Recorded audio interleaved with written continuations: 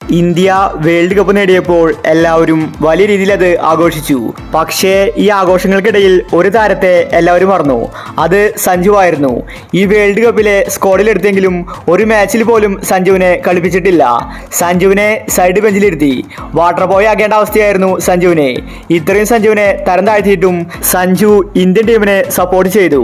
ഇപ്പോഴിതാ world cup ജയിച്ചതിന് ശേഷം സഞ്ജു പറഞ്ഞ കാര്യമാണ് നമ്മൾ ഈ ഒരു വീഡിയോയിൽ നോക്കുന്നത്. ഇത്തരം ക്രിക്കറ്റ് ന്യൂസിന് വേണ്ടി ചാനൽ മറക്കാതെ സബ്സ്ക്രൈബ് ചെയ്യൂ. വേൾഡ് കപ്പ് ലഭിച്ച് സഞ്ജു പറഞ്ഞത് ഇങ്ങനെയായിരുന്നു: ഈ ഒരു ഇന്ത്യൻ ടീം ഈ വേൾഡ് കപ്പ് അർഹിച്ചിരുന്നു. വേൾഡ് കപ്പിലെ മലയാളി സാന്നിധ്യമായത് എനിക്ക് ഒരുപാട് സന്തോഷം തരുന്നുണ്ട്. മലയാളി ഉണ്ടെങ്കിലേ ഇന്ത്യ വേൾഡ് കപ്പ് നേടൂ. അതിപ്പോൾ സത്യമായിരിക്കുകയാണ്. ഇന്ത്യ വേൾഡ് കപ്പ് നേടിയതിൽ സന്തോഷമുണ്ട്. പക്ഷെ എന്നെ വിഷമിപ്പിക്കുന്ന ഒരു കാര്യം, ഈ വേൾഡ് കപ്പിൽ ഒരു മാച്ചിൽ പോലും എനിക്ക് ഇറങ്ങാൻ സാധിച്ചില്ല. അതെന്നെ ശരിക്കും നിരാശപ്പെടുത്തുന്നുണ്ട്. ഒരു മാച്ചിലെങ്കിലും കളിക്കാൻ ഞാൻ ആഗ്രഹിച്ചിരുന്നു. പക്ഷെ എനിക്കതിന് സാധിച്ചില്ല. രോഹിത് ശർമ്മ ഒരു ചാൻസ് പോലും എനിക്ക് തന്നില്ല.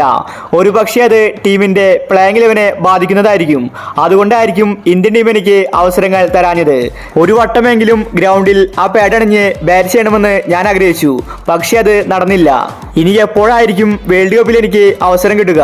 ഒരു പക്ഷേ ഇനി അത് സംഭവിക്കാതെയും ഇരിക്കാം. വലിയൊരു ചാൻസാണ് എനിക്ക് മുന്നിൽ നഷ്ടമായിരിക്കുന്നത്. അതിലെനിക്ക് നിരാശയുണ്ടെന്നും സഞ്ജു വ്യക്തമാക്കി.